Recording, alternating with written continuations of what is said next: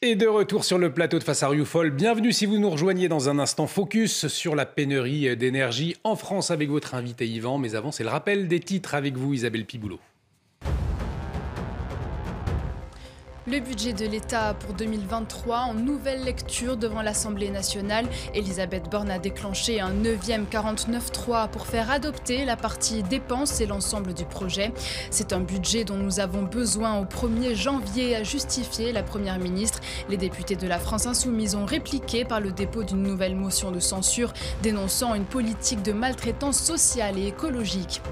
À Aubervilliers, plusieurs dizaines de personnes ont manifesté devant le siège du comité d'organisation des Jeux Olympiques de Paris 2024. Des contestations visant les conséquences écologiques de plusieurs chantiers.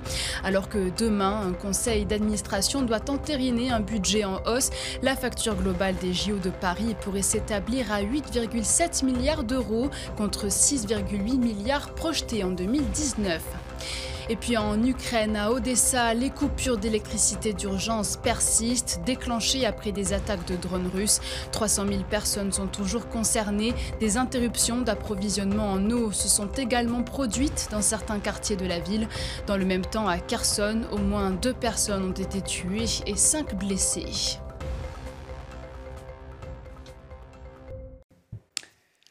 Face à Rioufol, deuxième partie, vous êtes au bon endroit parce qu'il y a une question qui nous interpelle tous, c'est celle des coupures d'électricité éventuelles. Où est-ce qu'on en est ? Eh bien, pour en parler autour de ce plateau, l'expert en politique énergétique Fabien Bouglet, bonsoir. Bonsoir. Merci d'avoir accepté notre invitation. Vous êtes notamment l'auteur de Nucléaire, les vérités cachées aux éditions du Rocher, auteur également de Éolienne, la face noire de la transition écologique, toujours aux éditions du Rocher. Dans un instant, vous répondez aux questions d'Yvan Rioufol. Mais avant, Yvan, pourquoi ce soir, on s'en doute, vous avez souhaité recevoir Fabien Écoutez, parce que je suis comme tout le monde, je ne comprends pas comment on a pu en arriver là, et si brusquement. Et donc, j'ai proposé à Fabien Bouglet de revenir, parce que vous étiez venu une première fois il y a 1 an, et d'ailleurs, j'avais beaucoup apprécié votre esprit de synthèse qui va à rebours des obligations de pensée, notamment de l'idéologie écologiste dont nous parlions précédemment.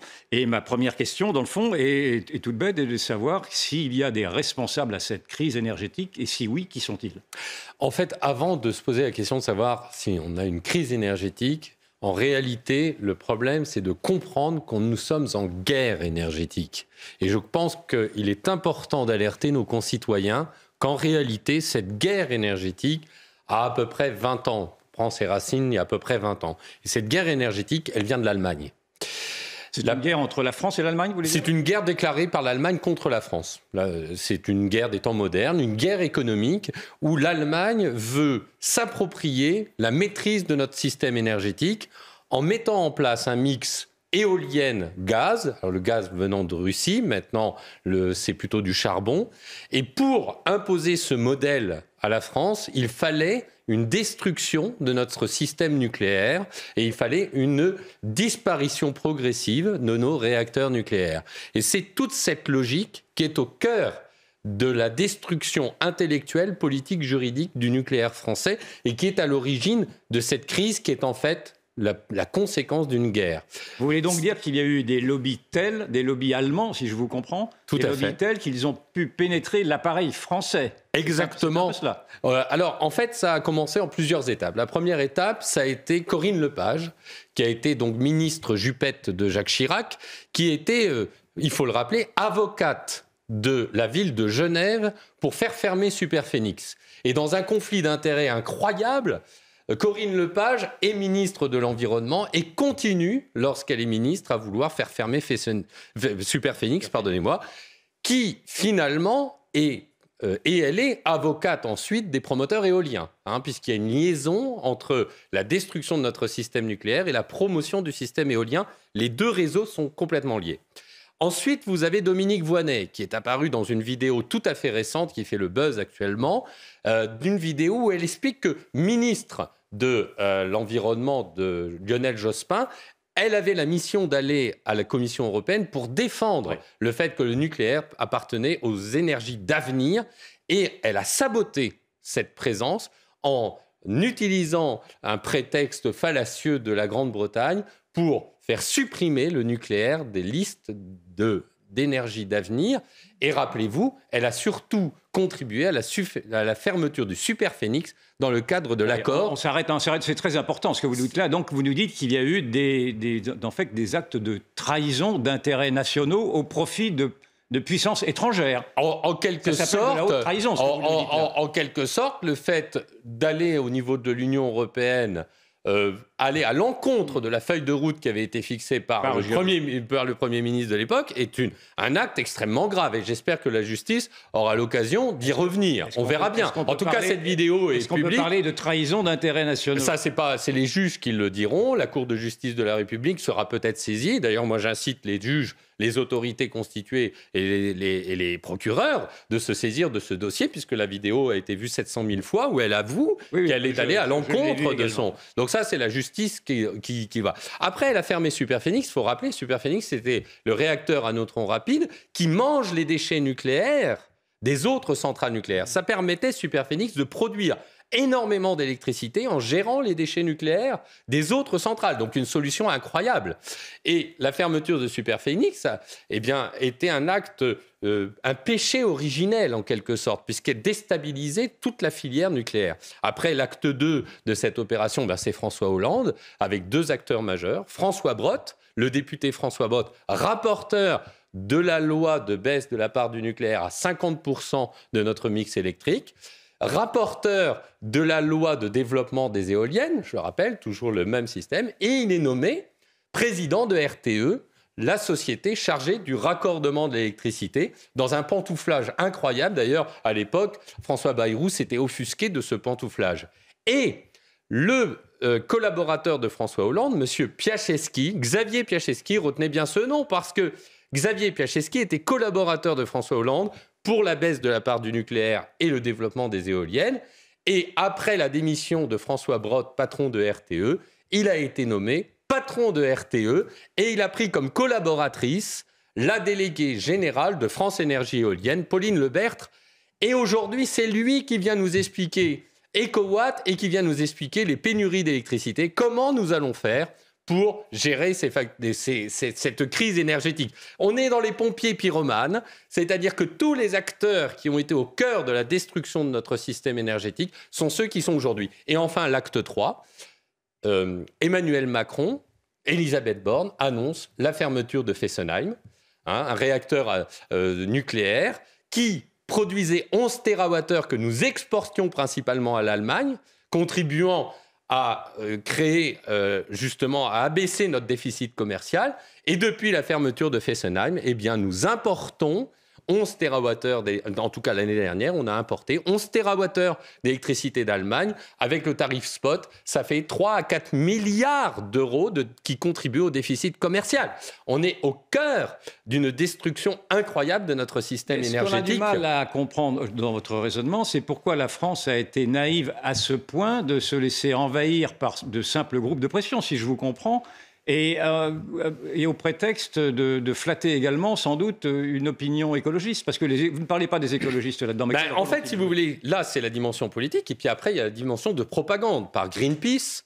Il faut rappeler que Greenpeace, organisation antinucléaire, avec un budget mondial de 400 millions d'euros, est au cœur de la politique antinucléaire française. Yannick Jadot, actuellement Europe Écologie Les Verts, a été condamné pour atteinte aux intérêts supérieurs de la nation, selon l'article du Monde. Pourquoi ? Parce qu'il est allé faire des opérations d'espionnage dans le cadre d'une opération Plutonium dans la rade de Brest pour aller espionner les sous-marins nucléaires lanceurs d'engins, quand même. Il faut quand même dire à qui nous avons affaire. Greenpeace, aujourd'hui, a infiltré l'appareil d'État allemand. Jennifer Morgan, naturalisée allemande en mars 2022. Elle était américaine. Elle a été nommée vice-ministre chargée du climat allemande et elle était chef de monde de Greenpeace.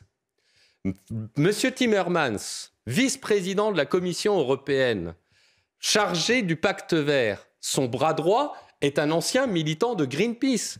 Greenpeace est au cœur du dispositif et au cœur de la discussion. Et puis aussi WWF. WWF, il a été reconnu que WWF a touché de l'argent de Gazprom parce que justement, éolien et gaz s'associent parfaitement. Et donc, pour éviter que WWF fasse un recours contre les gazoducs Nord Stream 1 et Nord Stream 2, eh bien Gazprom a financé WWF pour qu'on ait une promotion du modèle éolienne couplée au gaz au détriment du nucléaire français. Et donc, on a effectivement depuis 20 ans une propagande. Rappelez-vous ces opérations de Greenpeace qui a lancé un drone contre certaines centrales nucléaires françaises, ces opérations d'infiltration dans d'intrusion dans nos centrales nucléaires, ce qui est quand même des actes graves, et on voit, le ministère de l'Intérieur ne fait rien, pas de dissolution, pour moins que ça, on a des dissolutions, et en fait, on a des acteurs qui sont clés dans ce dispositif qu'on laisse agir impunément. Et puis enfin, effectivement, eh bien, ces opérations créent une propagande, un état d'esprit contre les intérêts de la France sur lesquels se sont appuyés nos politiques. Et la France est toujours flattée d'entretenir avec l'Allemagne une liaison idyllique. C'était le fameux couple franco-allemand. Et là, vous nous parlez de guerre franco-allemande. Donc, il y a un dupé dans cette affaire-là. Bien oui. Est-ce que je ne comprends pas que la lucidité des gouvernements n'ait pas perçu quels étaient les intérêts allemands à vouloir parce qu'en fait, ils nous revendent, si je comprends bien, leur technique des éoliennes. C'est un peu ça. Ils nous vendent le mix éolienne-gaz et maintenant l'éolienne-charbon. Et d'ailleurs, c'est quand même incroyable. Pourquoi la France s'est laissée berner? Parce qu'elle est infiltrée. Et d'ailleurs, il y a une question au gouvernement. Il y a un petit côté complotiste quand vous dites qu'elle s'est fait. Non, parce que ce sont des faits. Ce sont des faits qui sont évidents. C'est l'OFATE, une officine qui s'appelle l'Office franco-allemand de la transition énergétique. Vous allez sur Internet. Cette officine est une structure de valorisation du modèle allemand, puisque c'est tous les acteurs de l'Energiewende allemands qui sont membres de cette officine. Cette officine a pour membre Greenpeace et est une structure et un lobby industriel de droit allemand dont le siège est à Berlin au ministère de l'économie et dont les locaux sont en France à la Direction générale de l'énergie et du climat. On a même le numéro du bureau sur le site internet de l'OFATE, dirigé par un Allemand dont le email a un indicatif écologie.gouv.fr. Le ministère de l'écologie français a, au sein de la direction de l'énergie et du climat chargé de la politique énergétique de la France, un lobby industriel éolien allemand dans lequel il y a également Greenpeace, je le répète, et les lobbies du gaz, en particulier GRDF. J'avais été attiré à l'attention sur le fait qu'effectivement, il y avait également les gaziers. Donc, depuis des années, ce lobby dirige la politique, enfin du moins, est au sein de la DGEC qui dirige notre politique énergétique. Et d'ailleurs, quand le député Frédéric Falcon a posé une question au gouvernement au sujet de la présence de ce lobby au sein du ministère de l'écologie, Agnès Pannier-Runacher a été incapable de donner une réponse quant à l'expulsion de ce lobby. Il faut vraiment supprimer la présence de ces organisations, de cette officine, de nos ministères. C'est un élément extrêmement grave. Est-ce que le gouvernement, vous voulez dire, n'a pas pris la mesure de cette infiltration à travers notamment cette officine-là ? Non, tout à fait. Et je pense qu'il est vraiment temps que j'émets l'alerte, je l'ai déjà expliqué. C'est moi qui avais averti l'Élysée de l'existence de la nomination de Jennifer Morgan à la tête. Je vous rappelle qu'il y a quand même quelques jours, le chancelier allemand a précisé qu'il voulait créer la plus grande armée en Allemagne, en Europe, parce qu'ils avaient fait une analyse erronée que l'Allemagne était un pays entouré de pays amis. C'est quand même ce qu'il a dit tout dernièrement. Donc, je veux dire, il y a un moment, quand on voit qu'aujourd'hui, à cause de la destruction de nos réacteurs nucléaires et du fait qu'ils sont moins disponibles, nous sommes pour la première fois depuis 43 ans obligés d'importer massivement de l'électricité d'origine au charbon d'origine allemande, ce qui plombe notre compétitivité industrielle, plombe notre déficit commercial et nous met en soumission totale à l'Allemagne avec une perte de souveraineté énergétique considérable. Je le dis dans un appel solennel au président Macron, faites quelque chose. Je le dis aux autorités spécialistes du renseignement d'enquêter sur les agissements de cette organisation et de cette officine, et pour les forces de police françaises et pour la justice, d'enquêter sur la présence de ces lobbies au sein même de nos institutions. Véronique Jacquier. Le projet Astrid qui avait été décidé en 2018 a été abandonné.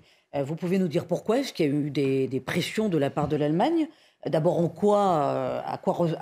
qu'est-ce qu'il y avait dans ce projet Astrid, évidemment, pour la suite, pour la promotion du nucléaire en France? Et puis, quid du lobby des éoliennes? Parce que si on vous écoute bien, derrière tout ça, il y a aussi un lobby des éoliennes. Ben, c'est le même. Le lobby antinucléaire et le lobby des éoliennes. Pour ce qui est d'Astrid, Astrid était la reprise de Superphénix. C'est-à-dire les réacteurs en neutrons rapides qui mangent les déchets nucléaires. On le relançait. C'est-à-dire... Et là, Emmanuel Macron, contre toute attente, a supprimé le projet. On avait déjà dépensé 500 millions d'euros. Et qui a repris Astrid? Eh bien, c'est Bill Gates. Bill Gates qui vient de recevoir plusieurs milliards de dollars du département à l'énergie américain pour lancer un réacteur à neutrons rapides mangeur de déchets nucléaires, la technologie pour laquelle nous avions 30 ans d'avance et qui aurait permis, et ça c'est l'Office parlementaire des choix technologiques, d'assurer 1000 à 2000 ans de souveraineté énergétique avec les déchets nucléaires que nous avons sur notre sol et avec une puissance 100 fois supérieure aux centrales nucléaires actuellement en activité. C'est-à-dire que nous avons abandonné un projet extrêmement vertueux pour notre pays, assurant notre souveraineté pendant des années. Et nous avions 30 ans d'avance et nous avons laissé les États-Unis et Bill Gates reprendre ce projet qui aujourd'hui est en plein développement aux États-Unis. Quand vous écoutez le gouvernement et singulièrement le président de la République lui-même, il laisse comprendre que les difficultés de cette crise énergétique sont dues d'abord à la guerre déclenchée par la Russie en Ukraine et aux défaillances de EDF dans l'entretien de son propre parc. Est-ce que ces arguments vous paraissent convaincants? La guerre en Ukraine n'a absolument rien à voir avec notre crise énergétique, puisque nous ne dépendons pas du gaz russe. Le seul impact de la guerre en Ukraine, c'est qu'elle a aggravé la crise gazière, qui, je vous le rappelle, est due à la baisse des régimes de vent en Europe, qui a conduit l'Allemagne à devoir lancer ses centrales à gaz parce que nous avons depuis 43 ans une baisse historique des régimes de vent. Ça a été reconnu par l'Institut Copernicus de la Commission européenne et par le GIEC dans l'atlas du GIEC. C'est-à-dire qu'en fait, on est en train d'installer des éoliennes pour rien, puisque, et d'ailleurs l'année dernière, la France a baissé de 7% sa production électrique éolienne alors qu'elle avait augmenté de 7% sa capacité installée. Et ce qui s'est passé en 2021, c'est que l'Allemagne, dépendant considérablement des éoliennes, a dû relancer ses centrales à gaz de manière considérable, faisant exploser le prix du gaz. Le problème, c'est que par le système merit order de fixation du prix de l'électricité en Europe, c'est que l'unité de production la plus chère dicte le prix de toute l'électricité. Et ça a fait exploser le prix de l'électricité en Europe. Et la guerre en Ukraine, puisque comme l'Allemagne dépendait de 65% de son gaz de Russie, la guerre en Ukraine, on va dire, a contribué à augmenter cette crise, mais n'en est pas à la racine. C'est ça qui est important. Et la France ne dépend pas du gaz russe, puisqu'on dépendait de 15%, et nous n'avons très peu de centrales électriques au gaz en France. C'est bien une question de disponibilité. Alors, vous comprenez...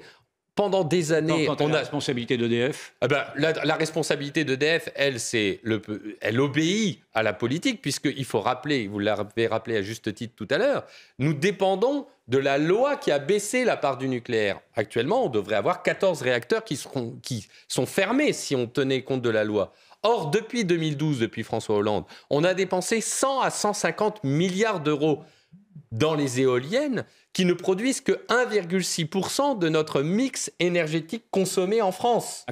Actuellement, alors que le parc électronucléaire a coûté 90 milliards d'euros selon la Cour des comptes, pour 40% de notre mix énergétique consommé. Donc les 150 milliards, les 100 milliards prévus pour les raccordements d'éoliennes, selon Piacheski, qui l'a annoncé dans la Tribune récemment, comment voulez-vous? Cet argent n'a pas été consacré à l'entretien correct de nos centrales nucléaires, à la construction de réacteurs nucléaires nouveaux, etc. On a perdu en compétences, comme l'avait dit Jean-Bernard Lévy au MEDEF à la fin de l'été, et dit « Comment voulez-vous moi, j'avais une feuille de route où on fermait des centrales nucléaires, comment voulez-vous que j'ai investi dans le développement... » Et on pourrait relancer Fessenheim, d'après vous ?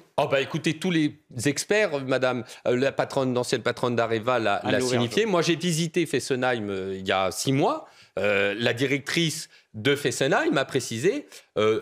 pour des raisons administratives, ça va être compliqué, mais pas pour des raisons techniques. Alors, on a pris des pièces par-ci, par-là, on les a remises ailleurs, mais rien ne s'oppose à la réouverture de Fessenheim. 45 secondes, est-ce que l'on va vers des coupures d'électricité très... J'espère que non, mais en tout cas, avec simplement 40 réacteurs nucléaires en action, ça va être compliqué. Je rappelle qu'on en a 56 en tout, donc on en a 16 pour le moment qui sont à l'arrêt. Pour cette semaine, ça passe. Pour cette semaine, ça passe, mais ça va être compliqué au premier trimestre 2023. Merci beaucoup Fabien Bouglet. Je rappelle votre dernier livre, Nucléaire, les vérités cachées aux éditions du Rocher. En tout cas, un échange passionnant avec Yvan Rioufol. On peut le revoir cet échange, www.cnews.fr. Yvan, on vous retrouve dès lundi dans la belle équipe à 14h, dimanche prochain pour Face à Rioufol, bien sûr. Véronique, vous restez avec nous à l'antenne dans un instant, Enquête d'esprit. Enquête d'esprit consacrée au jeune Carlo Acutis qui est décédé en 2006 et qui a été déclaré bienheureux par l'Église. Et dans cette émission, il y a la mère de Carlo Acutis. Donc c'est un très très beau témoignage de sainteté, disons les choses. Et effectivement, une figure intéressante à découvrir. Il était très jeune. Enquête d'esprit, c'est tout de suite. Puis ce sera Elliott Deval pour Soir Info. Excellente soirée sur notre antenne. Merci de votre fidélité.